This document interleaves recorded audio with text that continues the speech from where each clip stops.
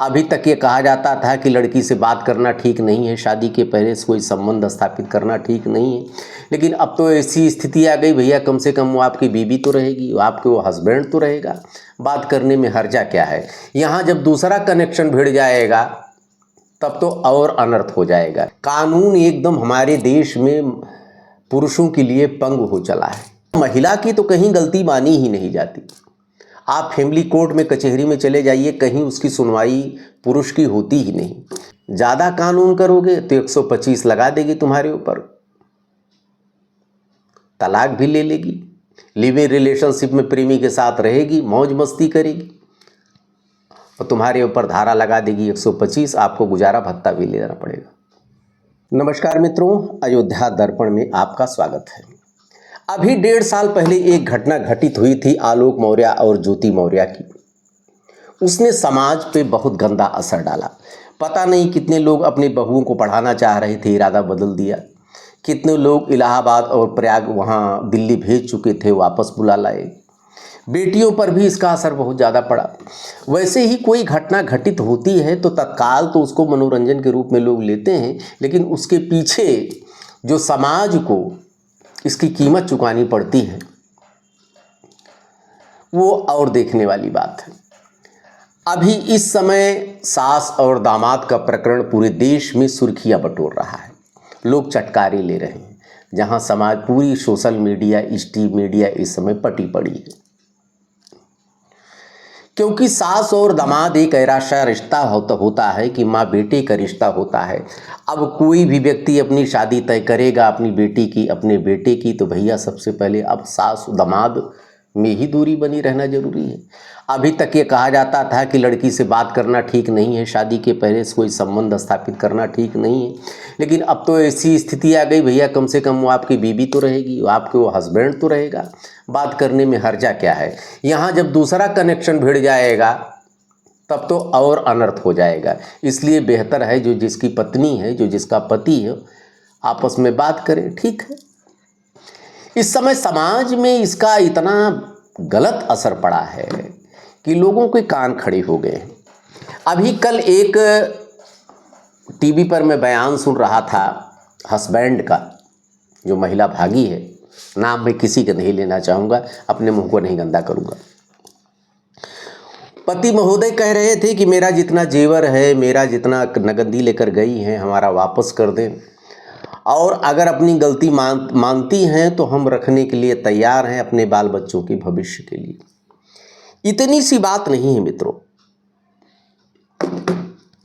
कुछ लोग कह रहे हैं स्वाभिमानी नहीं है, लगता है, ऐसी बात नहीं। उसके हाथ में कुछ है नहीं। कानून एकदम हमारे देश में पुरुषों के लिए पंग हो चला है। पुरुष की तो कहीं महिला की तो कहीं गलती मानी ही नहीं जाती। आप फैमिली कोर्ट में, कचहरी में चले जाइए, कहीं उसकी सुनवाई पुरुष की होती ही नहीं। जहां महिलाओं के लिए हेल्पलाइन है, महिलाओं के लिए स्पेशल कोर्ट है, महिलाओं के लिए महिला आयोग है, पुरुषों के लिए कुछ नहीं है। उनको कोई सुनने वाला नहीं। अभी गए एक अधिवक्ता मित्र हमारे वकील हैं, चूंकि कानून का विद्यार्थी मैं भी हूं, तो मैंने चर्चा किया कि भैया ये बताइए, सारी गलती प्रथम दृष्टया सास की लग रही है। अपनी बच्ची का भविष्य उसने नहीं देखा, अपने दामाद के साथ भाग गई, और एविडेंस भी है उसके खिलाफ, सबूत भी है। उसका सगा भाई उसके साथ नहीं खड़ा हो रहा है, उसकी सखी बहन सास को उसके साथ नहीं खड़ी। वो लोग कह रहे हैं हमारे जीजा जी बहुत अच्छे थे, दीदी में ही गलतियां थी। ऐसे में आपका कानून किसके साथ खड़ा होगा? हस्बैंड के साथ खड़ा होगा जिसकी पत्नी भाग गई, या उस महिला के साथ खड़ा होगा?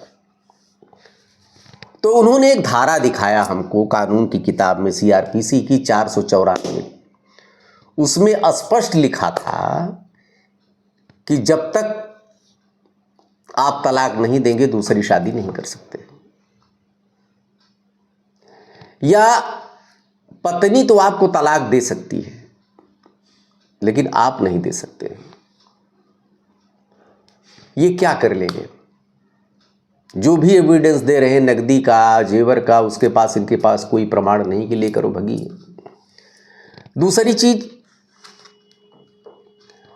अब दामाद से रिश्ता रखे न रखे उसकी मजबूरी, शादी तो नहीं कर सकती है, लेकिन एक हमारे यहाँ का कानून है लिव इन रिलेशनशिप। आपकी पत्नी अपने प्रेमी के साथ आप ही के घर में अपने प्रेमी को लेकर आएगी, आप चश्मा लगाकर देखिए, आपके पास कोई अधिकार नहीं, आप कुछ नहीं कर सकते। जब लिव इन रिलेशनशिप हो गया तो अपनी शारीरिक इच्छाओं की पूर्ति के लिए हम किसी के साथ संबंध में रह सकते हैं, तो पति का अधिकार कहाँ हुआ। हाँ, ज़्यादा कानून करोगे तो 125 लगा देगी तुम्हारे ऊपर,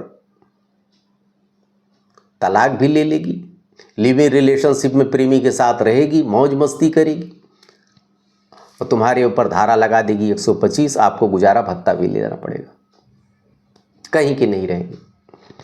इसलिए बेहतर है कि मान मनौवल करके हाथ पैर जोड़ करके किसी भी तरह से उसको अपने घर लेकर आइए। अब अगर नहीं लेकर आने में आपकी हैसियत है तो गई उसको जाने दीजिए, क्योंकि आपके ऊपर अगर मुकदमा दर्ज कर देगी तो आपके हाथ में कुछ नहीं है, आप कुछ कर नहीं सकते हो।